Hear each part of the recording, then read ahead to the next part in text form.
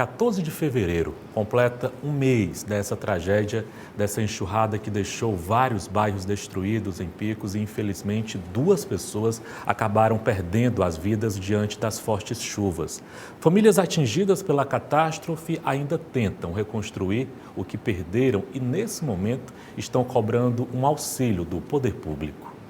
Um mês depois da enxurrada do dia 14 de janeiro, Caio tem retomado aos poucos as atividades do depósito de gás, que foi atingido pela forte chuva. Mais de 400 botijões foram levados pela água. A gente nunca tinha passado dessa proporção, mas a gente vai juntando as coisas, ver o que foi que deu para recuperar, o que não deu, dos carros, de moto, de veículos, de botijões que foram perdidos e principalmente os muros também que foram caídos.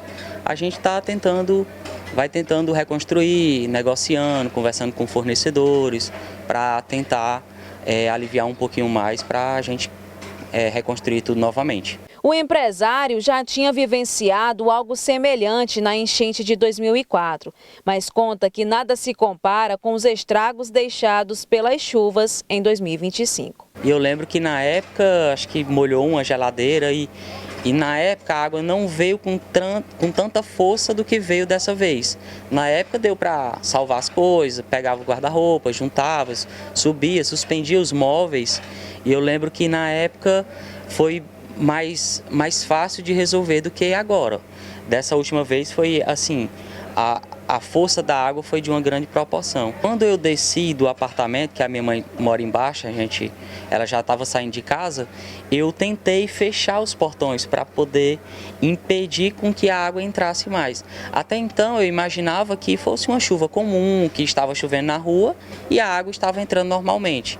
Quando eu vi a força da água, levei um choque no portão, tentando sair para poder fechar o portão, foi que eu vi que o estrago seria maior. E eu pensei, poxa, aqui não vai dar para salvar nada e vou tentar subir o máximo da parte alta da casa, no caso o apartamento. E eu olhei assim para cima e imaginei, poxa, aqui ainda tem a laje. Aqui na rua Santo Agostinho, no bairro Ipueiras, foi um dos locais mais afetados pela forte chuva do dia 14 de janeiro.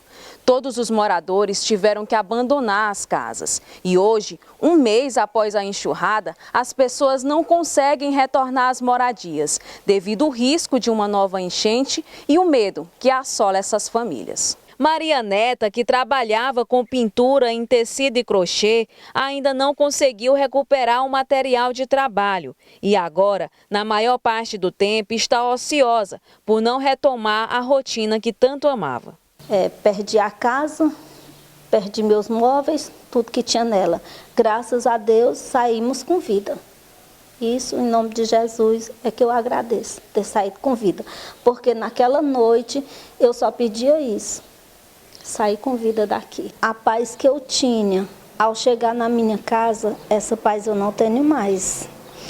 Quando eu saía e chegava, eu dizia assim, aqui é o meu paraíso. Aqui foi onde eu depositei tudo, o meu sonho de vida, que era ter a minha casa. E no dia 14, esse sonho foi por água abaixo. Então, são dias difíceis.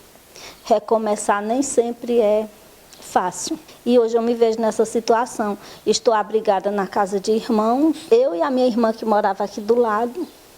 E aquela velha história, contando com a ajuda de amigos. Em parceria com a filha, Maria Neta mantinha uma loja no centro de Picos, mas sem perspectivas, teve que se desfazer do empreendimento para conter os gastos.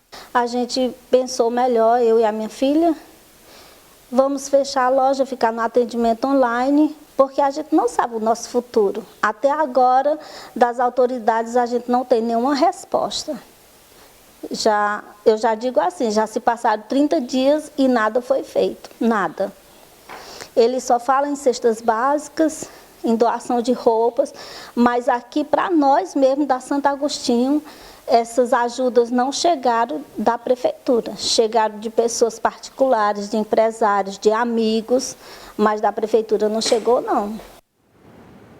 Sobre esse ponto levantado pela nossa entrevistada e essa ajuda vinda da Prefeitura, nós procuramos o prefeito de Picos, o Dr. Pablo Santos, para comentar sobre esse assunto. Vamos acompanhar o que ele diz. Inicialmente, nós tratamos da questão humanitária, de cestas básicas e kit de higiene, né?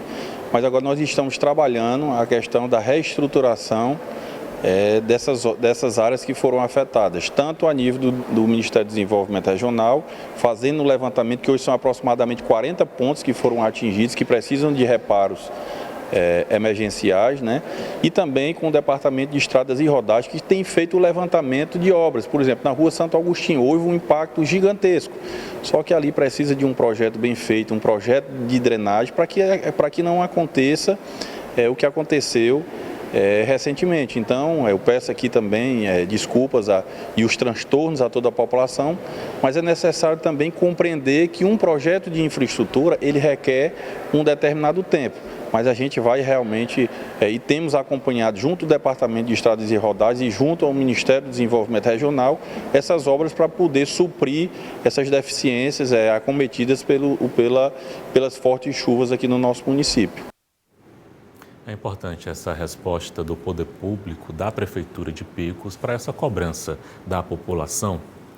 Paula, enquanto a gente acompanhava a reportagem, é inevitável não ficar tocado em várias falas dessas pessoas afetadas por essa enxurrada do dia 14 de janeiro. E eu pergunto para você, Paula, sobre essa enchente de 2004.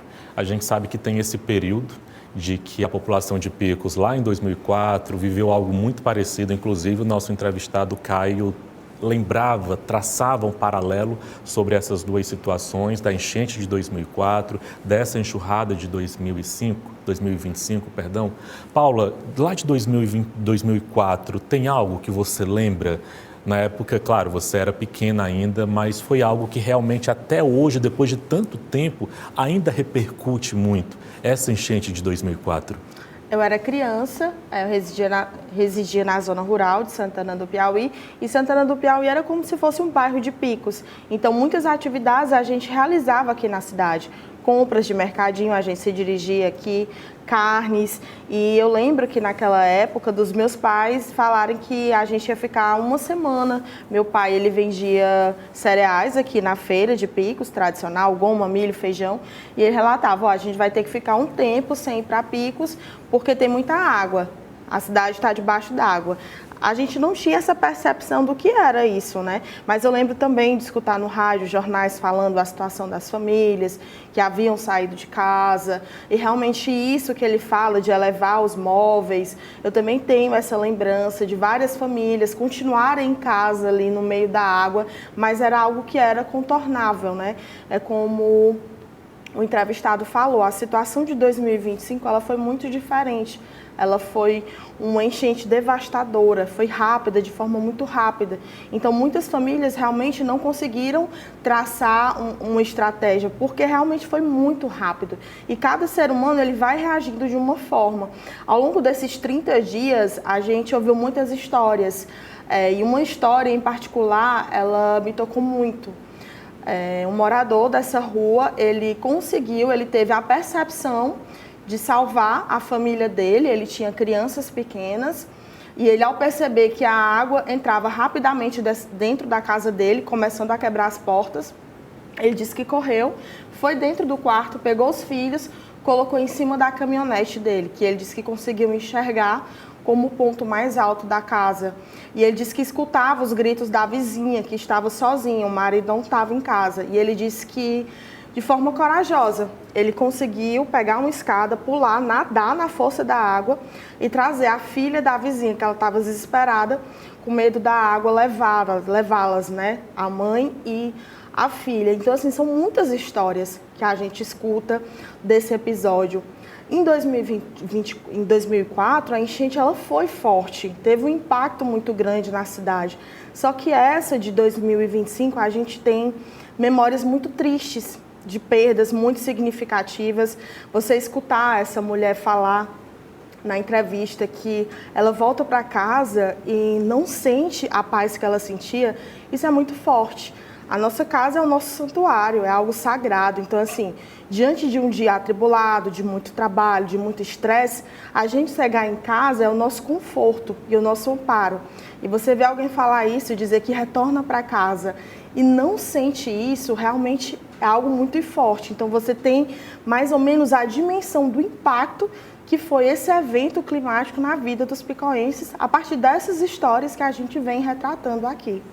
São memórias, momentos dramáticos vividos por essas pessoas que com certeza vai ecoar por muito tempo na mente dessas pessoas, na alma, no coração, e com certeza muitas dessas feridas vão ser difíceis de cicatrizar, de fechar, pode ser até que algumas nunca consigam ser cicatrizadas. A gente segue acompanhando todos os desdobramentos, a situação dessas famílias e o que é que está sendo feito nesse momento pelo poder público para tentar minimizar todos esses danos.